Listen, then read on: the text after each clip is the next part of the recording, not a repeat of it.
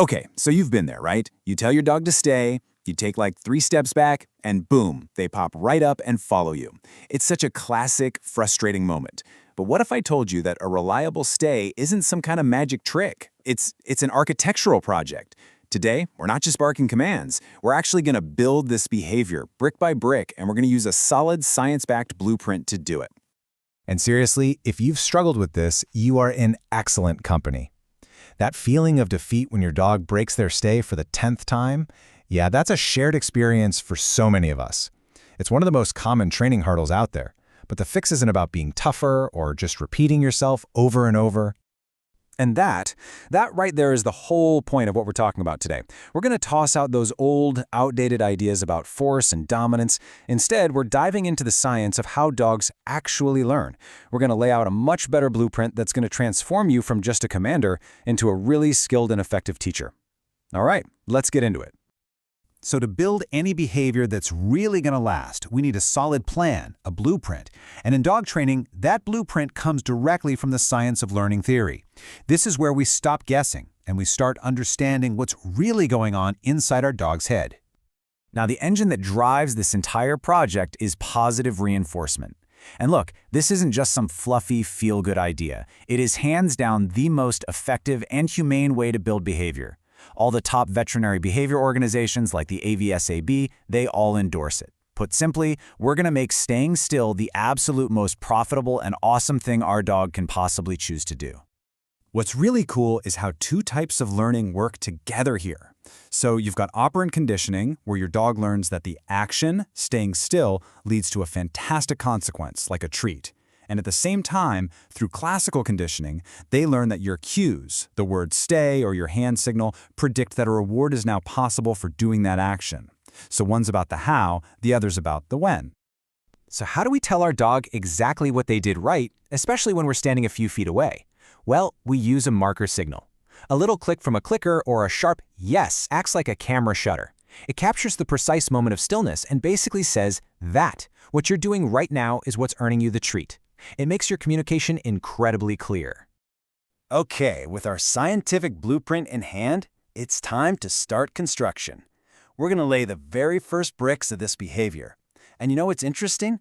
We're not even going to use the word stay yet. The first goal is super simple. Teach the dog that just being still pays off. Big time. And it really does start this simple. Just ask your dog for a sit or a down in a quiet room. No distractions. From right next to them, 0 distance, you're going to mark and reward them for just 1 second of not moving. Then maybe 2 seconds. And really pay attention to step 3. Place that reward right on the floor between their paws. It's a small detail, but it physically encourages them to keep their weight down, which makes holding the position a whole lot easier. So once your dog is kind of getting this stillness game, now you can start adding your cues. The word stay should be calm and reassuring, not a harsh command. Your hand signal, just a quick open palm. And just as important, you need a release word, something happy and energetic like free or okay, that tells your dog you're all done, the job is over. Now, this sequence, oh man, this is non-negotiable. This is where so many people accidentally mess things up.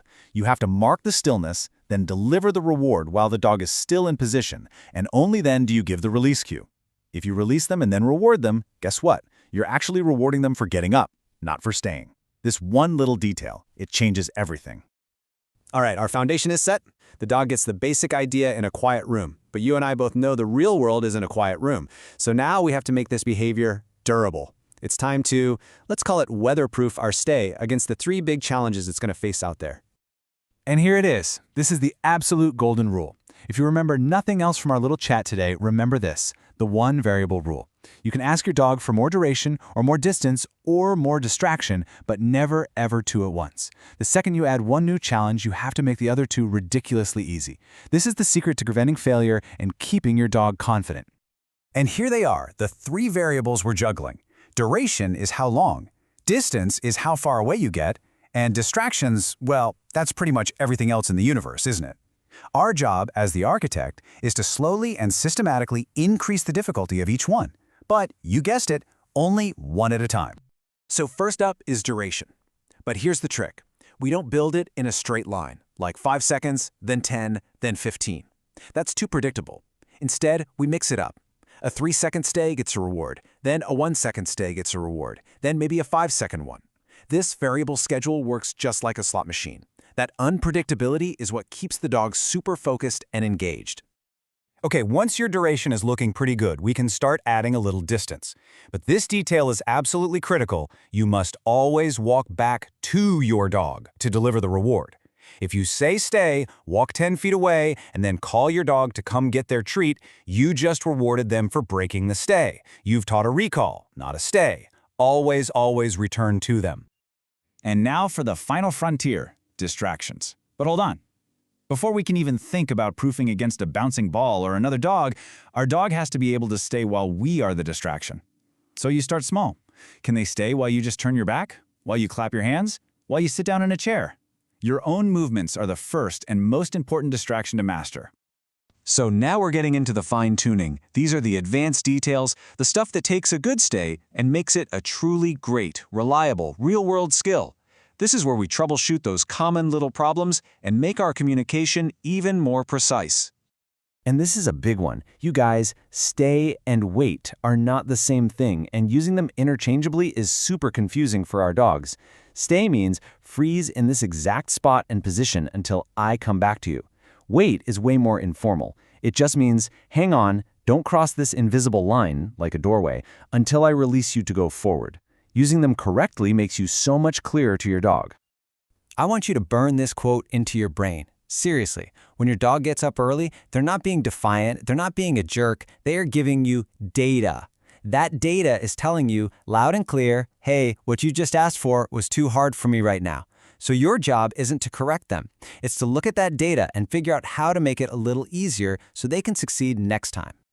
You ever wonder why your dog has a rock-solid stay in the living room, but it completely falls apart at the park? It's because of something called generalization, and honestly, dogs are terrible at it. To your dog, stay at the park is a completely brand new skill. It has almost nothing to do with stay at home. That means every single time you go to a new place, you have to go back to basics and restart the 3Ds proofing process.